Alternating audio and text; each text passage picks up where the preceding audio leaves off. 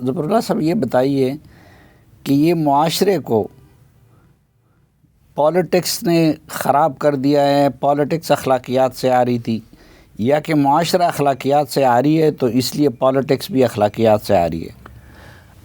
میں اس بات سے پہلے پچھلی بات کو بھی لنک کرنا چاہتا ہوں کہ میں یہ نہیں کہہ رہا کہ اجتماعی ادارے نہیں ہونے چاہیے، وہ لازم ہے، کیونکہ ہم جنگل میں تو نہیں رہتے، نہ ہی ہم نے کوئی سماج ایسا بنانا ہے کہ جس میں سب ہرمٹس ہوں یا سب پروفٹس ہوں، ہو بھی نہیں سکتے۔ میں جو کہنا یہ چاہتا ہوں وہ یہ ہے کہ ادارے ہی اچھے نہیں بنیں گے جب تک اچھے افراد نہیں ہوں گے۔ ایک سائزیبل طبقہ، ایک اچھا بلا طبقہ ایسا نہیں آئے گا جو ادارے چلا سکے، جو کھڑا ہو سکے ان چیز اپنے آئیڈیلز کے لیے کھڑا ہونا، عزیمت نہ کرے، یہ کام چلے گا نہیں۔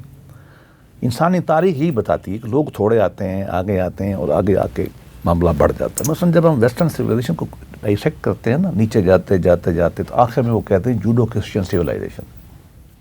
یقیناً ہے وہ، میں اس کو اچھے معنی میں لے رہا ہوں ویلیوز کے حساب سے۔ جب ہم اس کو ڈائسیکٹ کرتے کرتے چلے جائیں گے، ہم کہیں گے وہ ہیومنسٹ سویلائزیشن ہے، انسان کا احترام کرتا ہے، چونکہ فرد انسان کا احترام کرتا ہے، اجتماع بھی کرے گا۔ جب ہم اس کو ڈائسیکٹ کریں گے، ہمیں معلوم ہے کہ وہ ڈیموکریٹک سوچ والے ہیں، ایبریشنز اپنی جگہ پر ہیں، رول آف لا کو وہ مانتے ہیں۔ میرا اپنا خیال یہ کہ یہ عمل جو ہے، اس عمل میں اسٹیٹ، سوسائٹی اور فرد کا جب آپ کمپیئر کریں گے تو میں غلط بھی ہو سکتا ہوں، میں پرائمیسی دوں گا فرد کو، اس کو عقل بھی چاہیے، اخلاق بھی چاہیے، اور اس کے بعد میں پرائمیسی دوں گا سوسائٹی کو اینڈ دین اسٹیٹ کو۔ اب ہم آپ کی بات پہ پہنچ گئے۔ میرے اپنے خیال میں پاکستان میں یہ ایمفیسس غلط ہے۔ میں اسٹیٹ کا حامی ہوں، میں اسٹیٹ لیس سوسائٹی کا حامی نہیں ہوں، میں یوٹوپیوں کا حامی نہیں ہوں، چاہے مارکس کا ہو، چاہے وہ ولیم مور کا ہو۔ ہم نے اسی معاشرے میں رہنا ہے، ہم نے اسٹیٹ سٹرکچر بنانے ہیں، اسٹیٹ نیشن اسٹیٹ والے چلیں گے۔ لیکن اگر ہم یہ دیکھیں گے، یہ یقیناً فیکٹ ہے کہ سیاسی نظام سماج کو متاثر کرتا ہے، لیکن تاریخ انسانی یہ بتاتی ہے جب تک سماج بہتر نہیں ہوگا، اسٹیٹ بہتر نہیں ہوگی۔ جب تک اس کے اندر فکری کلیئرٹی نہیں آئے گی کہ رول آف ریلیجن کیا ہے اسٹیٹ میں، سول ملٹری ریلیشن کا کیا رول ہے، حقوق انسانی کیا ہیں، یہ ریفلیکٹ تو آئین اسٹیٹ میں ہی ہوں گے، میں انکار نہیں کرتا اس کا، ریفلیکٹ وہی ہوں گے، لیکن ہاں عدالتیں کیسے انٹرپریٹ کریں گی جب تک وہ یہ فکری کلیئرٹی میں نہیں ہوں گی۔ سول ملٹری ریلیشن بالکل ٹھیک نہیں ہوں گے جب تک ہمیں یہ فکری کلیئرٹی نہیں ہوگی سماجی لیول پر، جب ان کو پتہ ہوگا کہ گھر جاؤں گا تو بیوی سلام نہیں کرے گی وغیرہ وغیرہ۔ ہمارے ہاں جو فکر کے اوپر قبضہ ہے ایک طرح کی غلط مذہبیت کا، میں وہ جب تک ہم اس کو نہیں نکلیں گے اس بات سے، ہم سماجی لیول پر ہم اس پہ نہیں آئیں گے، جب تک ہم سماجی رسپیکٹ نہیں کریں گے، سماج کا ہر فرد کمزور طبقے کے لیے کھڑا نہیں ہوگا تو اسٹیٹ میں ریفلیکٹ نہیں ہوگی۔ لیکن میں پھر یہ کہتا ہوں اس خوف سے کہ کہیں یہ سمجھ نہ لیا جائے کہ میں اسٹیٹ کو کم اہمیت دے رہا ہوں، میں بالکل اہمیت دیتا ہوں، انتہائی لازم ہے، آپس میں ایسے ہی ہیں، جڑے ہوئے ہیں، لیکن پرائمیسی اس لیے ہے کہ سماجی تحریکیں جب تک نہیں آتی، فکری طریقے ہوں یا اس لارجر معنی میں ایتھیکل طریقے ہوں جس معنی میں میں لیتا ہوں علم والاخلاق کے معنی میں، ناٹ دیٹ کہ سچ بولو اور معنی میں، جب تک آپ کا سماج کسی کام کے لیے تیار نہیں ہوگا، اس کی مثال ایسے ہی ہے جیسے کہ شاخ آشیانہ ہو اور ٹہنی درخت ہو۔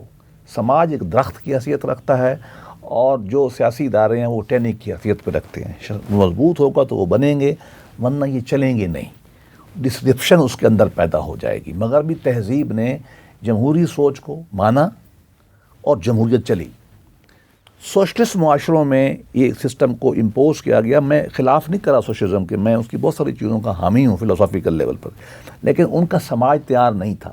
غالباً مارکس نے بھی شاید یہی کہا تھا، لیکن وہ چینج چونکہ ہوا، حالات ڈیفرنٹ تھے، لیننزم آیا، مارکسزم، یہ سماج تیار نہیں تھا ان کا، وہ نہیں چلا اس طریقے سے جیسے اس کو چلنا چاہیے تھا اور یہ تدبل پیدا ہوا۔ تو میرا اپنا خیال یہ ہے کہ میں سم اپ کروں، اس ڈائیکاٹمی میں فرد سمیت اسٹیٹ اینڈ سوسائٹی، میں اس میں پریفر کروں گا نمبر 1 رکھوں گا انسان کو، نمبر 2 رکھوں گا سوسائٹی کو، چونکہ اس کا وہ سب ٹوٹل ہے، اینڈ اس کی جو نظم اجتماعی کا ایکسپریشن ہے وہ اسٹیٹ ہے، تو میں اس کو اس طرح لے جاؤں گا۔ جی کہہ رہے صاحب بالکل، ہمارا نقطہ نظر میں کوئی بہت بڑا فرق نہیں ہے۔ سوال یہ ہے، اس میں تو کوئی دوسری رائے ہو نہیں سکتی نا کہ معاشرہ سارا ہے کیا فرد کے اوپر مشتمل ہے، 1 से 2, 2 से 4 ये बढ़ता चला जाएगा। जितना बड़ा समाज इकट्ठा होगा उतना बड़ा माशरा बनेगा, और वो अफराद पे मुश्तमिल होना है, उसके बगैर तो कुछ नहीं है। इदारे कहाँ से खड़े होने हैं? अफराद से खड़े होने हैं। स्टेट किससे रिप्रेजेंट होनी है? कोई ऐसी रियासत, कोई ऐसा ज़मीन का कता जिसमें इंसान ना रहते हों और हम कहें कि ये मुल्क ऐसा नहीं होता। सो स्टेट वही होती है। बस सवाल ये है, मैं फिर उस पर गुजारिश करूँगा कि अफराद की ही तहरीकें होती हैं। फ़िक्र सारी कौम में एकदम नहीं आता। चंद लोग होते हैं जो हक़ की आवाज़ उठाते हैं, जो कोशिश करते हैं। हमारा अलमिया यह है कि हमारे यहाँ हक़ की आवाज़ें उठाने वाले आए, उनको इनेबलिंग एनवायरनमेंट नहीं मिली। हम अजीब कन्फ्यूजन का शिकार हैं। हमारे यहाँ एक बड़ा तबका, मसलन पाकिस्तान में, मेरा ख्याल, आई मे बी रॉन्ग, मैं कोई इतना पढ़ा लिखा बंदा नहीं हूँ, लेकिन मेरा ख्याल ये है साफ़ी साहब कि ये जो जमहूरियत है ना, ये यूरोप में भी एकदम नहीं आ गई थी। ये ग्रेजुअली इवाल्व हुई, रिफाइन हुई इन सेंचुरीज, डिकेड से ज़्यादा सेंचुरीज में जाकर रिफाइन हुई, और आज फिर उसको नए नए चैलेंजेस हैं। तो ये कोई एब्सोल्यूट निज़ाम नहीं है। आज फिर हम कह रहे हैं कि पॉपुलिज्म की एक वेव है जिसको वेस्टर्न डेमोक्रेसी को जो चैलेंज है बहुत बड़ा। हमारा प्रॉब्लम तो ये है कि हम जो तरक्की पजीर मुल्क हैं, और ख़ास तौर पे हमारे जैसे मुल्क जो कॉलोनियल दौर के पैदावार थे, जहाँ पे कोई डेमोक्रेटिक नॉर्म था ही नहीं, इदारे नहीं थे, यहाँ जबर था, ताकत थी। हिंदुस्तान के अंदर हमसे ज़्यादा बेहतर रवैये थे, इसलिए कि वहाँ अगर हम देखते हैं आज जो इलाके हिंदुस्तान के अंदर हैं, वहाँ बहुत सारे कोई 5-6 शहर वो थे जहाँ बाकायदा म्यूनसिपल कॉरपोरेशंस थी, जहाँ पे इलेक्शंस होते थे गोरे के टाइम में, लोगों के नुमाइंदे आते थे। पंजाब जब मार्शल लॉ के तहत रूल हो रहा था, सिंध उस वक्त बलूचिस्तान सूबा ही नहीं था, खैबर पख्तूनख्वा के लोगों को वो ट्राइबल सोसाइटी के तौर पर ट्रीट कर रहे थे। वहाँ उन्हें बहरहाल जो जदीद मुआशरे के उनके अपने यहाँ ग्रोथ हो चुकी थी, उसके समरात आए, उनके इदारे भी वहाँ बने, वहाँ से वो स्टेट स्ट्रक्चर के अंदर भी आए, नया स्टेट स्ट्रक्चर खड़ा होना शुरू हुआ। वो एक बहुत बड़ी फिक्री तहरीक। फिर उनकी जो जमात बनी Congress, communist party of India पहले, फिर कांग्रेस, उन्होंने जो वहाँ पे तहरीक शुरू की वो बेसिकली बराबरी की तहरीक थी, वो मांगने की तहरीक नहीं थी, वो अंग्रेज़ से आज़ादी की तहरीक शुरू हो गई। हमारी तहरीक क्या थी? हम मुस्लिम राइट्स की तहरीक लेके चले, और चलते चलते हम मांग रहे थे, हम चलते चलते एक वक्त आया कि हमने कहा नहीं, अच्छा ये अलग होंगे, हम भी होंगे, हम इनके साथ नहीं होंगे, आज़ादी होनी है, हम इनके साथ नहीं होंगे। सो हमने अंग्रेज़ से नहीं, हमने बेसिकली अंग्रेज़ के साथ हिंदू से भी आज़ादी ली, अच्छी ली बुरी ली, मैं उस पर नहीं जाता।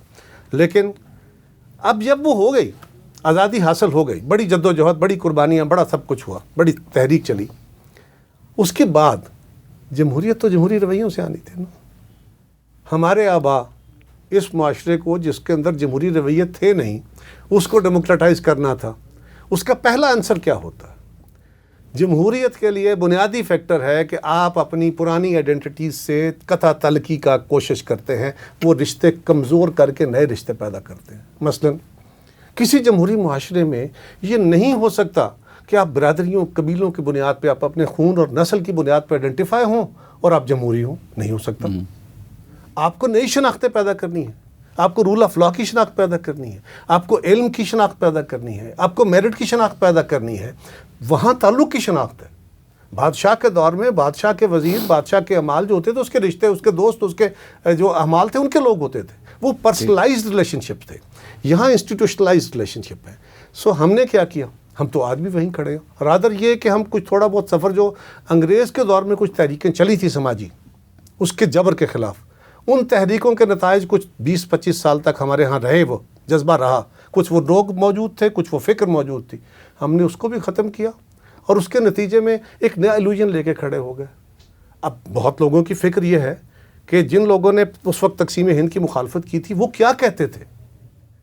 वो यही कह रहे थे ना कि भाई पहले इसकी जगह तो पैदा करो, जो कुछ तुम कह रहे हो इसके लिए अगर तुम ये समाज पैदा करने की कोशिश करोगे, इल्यूजन में चले जाओगे, नुकसान होगा। आज खड़े होकर अगर हम पिछली हिस्ट्री को देखते हैं तो नुकसान तो हुआ है। फ्रैंकली तो यही है, अब किसी को अच्छा लगे बुरा लगे। हमारे यहाँ होना ये चाहिए था, या होना ये चाहिए आज भी। हम ये कह रहे हैं अपने समाज से कि आप यूरोप की तरह क्यों बिहेव नहीं कर रहे हैं? पार्लियामेंट बन गई है तो पार्लियामेंट हमारी जो है ये बरतानवी पार्लियामेंट की तरह क्यों काम नहीं करती? हमारा जज जो है ये क्यों नॉर्वे के जज की तरह काम नहीं करता? या हमारा जो कारोबारी है या सहाफ़ी है या फला, भाई हमारा समाज वो नहीं है। ہم نے ادھر سفر کرنا ہے. ہمارے ہاں بجائے اس کے جس طرح سول سپریمیسی کا آپ نے فرمایا نا, سول ملٹری ریلیشنز کا, یہ بھی نئی شناختیں ہیں. ملٹری یا طاقت جو ہے, اسٹیٹ کی پاور جو ہے, یہ بادشاہ کے ہاتھ میں بہت بڑا تازیانہ ہوتا تھا جس کے ذریعے وہ معاشرے کو چلاتا تھا. آپ نے اصولوں کا نظام قائم کرنا ہے, یہ بھی ایک نئی آئیڈینٹی ہے, اس کی طرف آپ نے سفر کرنا ہے.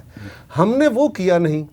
ہمارے ہاں تو جنرل ضیاء کے دور میں جو غیر جماعتی انتخاب کرایا, اس سے پہلے بھی کوئی بہت اعلیٰ کہیں ہم تو نہیں تھا, لیکن جو بھی تھا اس سے بہتر تھا.